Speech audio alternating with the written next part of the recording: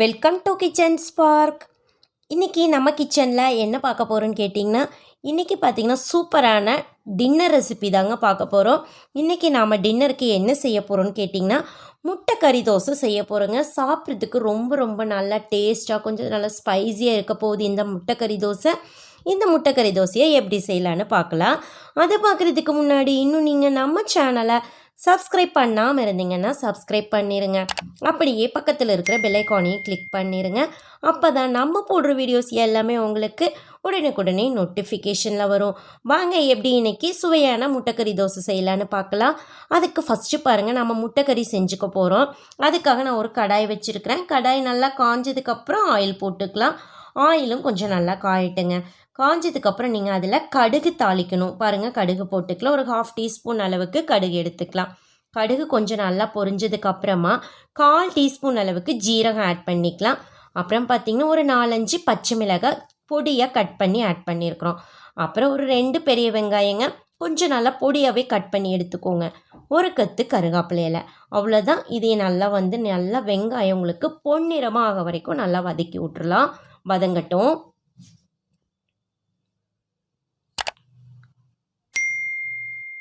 பாருங்கள், நல்லா வதங்கி வந்துருச்சு.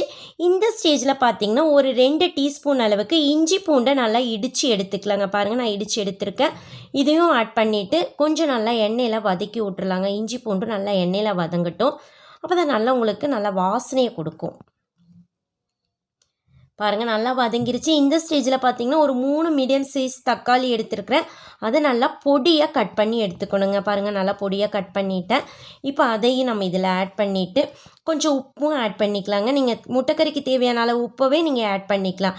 பாருங்கள், உப்பு ஆட் பண்ணியாச்சு. இப்போ பார்த்தீங்கன்னா இதை நல்லா மிக்ஸ் பண்ணி விட்டுருலாங்க. தக்காளி நல்லா எண்ணெய் பிரிஞ்சு வர வரைக்கும் நல்லா உங்களுக்கு வதங்கி வரணும். ஸோ வதங்கட்டும். பாருங்கள், நல்லா வதங்கிருச்சு. மசாலா ஆட் பண்ணிக்கலாம். ஒரு டீஸ்பூன் அளவுக்கு பார்த்திங்கன்னா கரம் மசாலா எடுத்துக்கலாங்க. நெக்ஸ்ட்டு பார்த்திங்கன்னா ஒரு டீஸ்பூன் அளவுக்கு மிளகாத்தூள் எடுத்துக்கலாம். அப்புறம் பார்த்திங்கன்னா ஒரு டீஸ்பூன் அளவுக்கு மல்லித்தூளும் எடுத்துக்கலாம். அப்புறம் கொஞ்சம் உங்களுக்கு வாசனை கொடுக்கறதுக்காக பார்த்திங்கன்னா முட்டை மசால் எடுத்துருக்குறேங்க. இருந்தால் எடுத்துக்கலாம், இல்லைனாலும் பரவாயில்ல. ஆட் பண்ணிங்கன்னா வாசனையாக இருக்கும் உங்களுக்கு. நெக்ஸ்ட்டு பார்த்திங்கன்னா ஒரு 1/2 டீஸ்பூன் அளவுக்கு சீரகத்தூள் எடுத்துக்கலாங்க. இப்போ இந்த மசாலா நல்லா எண்ணெயில் வதங்கணும். தண்ணி ஊற்ற வேண்டாங்க, நல்லா எண்ணெயிலேயே வதங்கி வரட்டும்.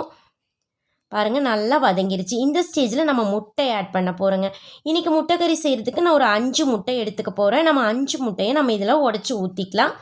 முட்டை உடச்சி ஊற்ற வரைக்கும் நீங்கள் அடுப்பை சிம்மில் வச்சுக்கணுங்க, ஹை ஃப்ளேமில் வேண்டாம்.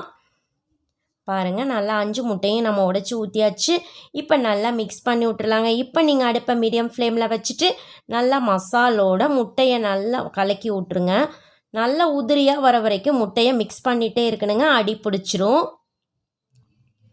இப்போ உப்பு நீங்கள் பார்த்துட்டு ஆட் பண்ணிக்கலாங்க. நான் ஆல்ரெடி ஃபஸ்ட்டு ஆட் பண்ண உப்பே எனக்கு கரெக்டாக இருந்துச்சு, அதனால் நான் உப்பை ஆட் பண்ணிக்கல. நீங்கள் தேவைப்பட்டால் ஆட் பண்ணிக்கலாம். பாருங்கள், முட்டை நல்லா உதிரி உதிரியாக வந்துருச்சு. பாருங்கள், கலக்கிட்டே இருக்கையில். ஸோ இப்போ முட்டைக்கறி செய்கிறதுக்கு தோசை செய்கிறதுக்கு நம்ம முட்டைக்கறி ரெடி பண்ணியாச்சுங்க. அவ்வளோதாங்க. பாருங்கள், நல்லா கமகமன் வாசனையோடு நம்மளுக்கு முட்டைக்கறி ரெடி ஆயிடுச்சு. இது இருக்கட்டும், நாம் நெக்ஸ்ட்டு தோசை சுட்டுக்கலாம்.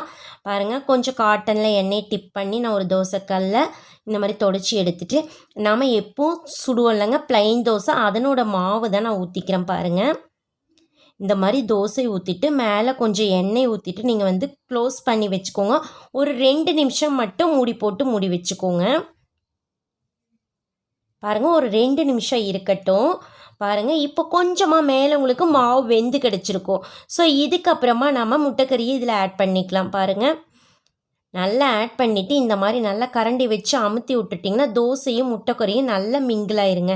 ஸோ பாருங்கள், ரொம்ப சூப்பராக முட்டைக்கறி பாருங்கள் தோசையும் எல்லாம் நல்லா உட்காந்துருச்சு உங்களுக்கு. இப்போ பார்த்திங்கன்னா நம்மளுக்கு முட்டைக்கறி தோசை பாருங்கள் ஒரு 2 நிமிஷம் மூடி வச்சிங்கன்னா ரெடி ஆகிடும். அவ்வளோதாங்க. பாருங்கள், ரொம்ப சூப்பராக நம்மளுக்கு முட்டைக்கறி தோசை ரெடி ஆகிடுச்சு. முட்டை வெளியிலேயே வராமல் இருக்குது பாருங்கள். அவ்வளோதான். இதே மாதிரியே நம்ம சுட்டு எடுத்துக்கலாங்க. நீ சின்னதாக வேணா சின்னதாக சுட்டுக்கலாம், பெருசாக வேணும்னா பெருசாக ஊற்றிக்கலாம். பாருங்கள், நெக்ஸ்ட்டு அதே மாதிரி நான் தோசை சுட்டிருக்கேன். ஒரு 2 நிமிஷம் விட்டுட்டு மேலே நாம் அதே மாதிரி முட்டைக்கறியை ஆட் பண்ணிக்கலாம்.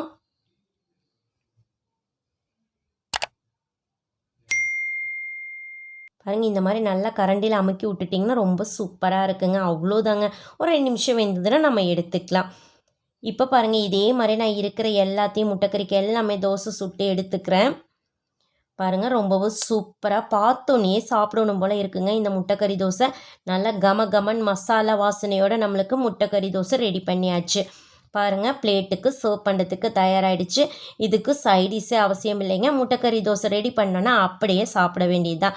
ஸோ நீங்களே இந்த மாதிரி ஒரு முறை முட்டைக்கறி தோசை ட்ரை பண்ணி பாருங்கள். திரும்ப திரும்ப நீங்கள் இதே மாதிரி தான் ட்ரை பண்ணி சாப்பிடுவீங்க. அவ்வளோ டேஸ்ட்டாக இருக்குங்க. ட்ரை பண்ணி பார்த்துட்டு எப்படி இருக்குதுன்னு மறக்காமல் கமெண்ட் பண்ணுங்கள். உங்களுக்கு இந்த வீடியோ பிடிச்சிருந்ததுன்னா உங்கள் ஃப்ரெண்ட்ஸுக்கெல்லாம் ஷேர் பண்ணுங்கள், லைக் பண்ணுங்கள். மறக்காமல் கிச்சன் ஸ்போக் சேனலுக்கும் சப்ஸ்கிரைப் பண்ணுங்கள். வீடியோ சந்திக்கலாங்க நாம் நாளைக்கு இன்னொரு புது ரெசிபியோட.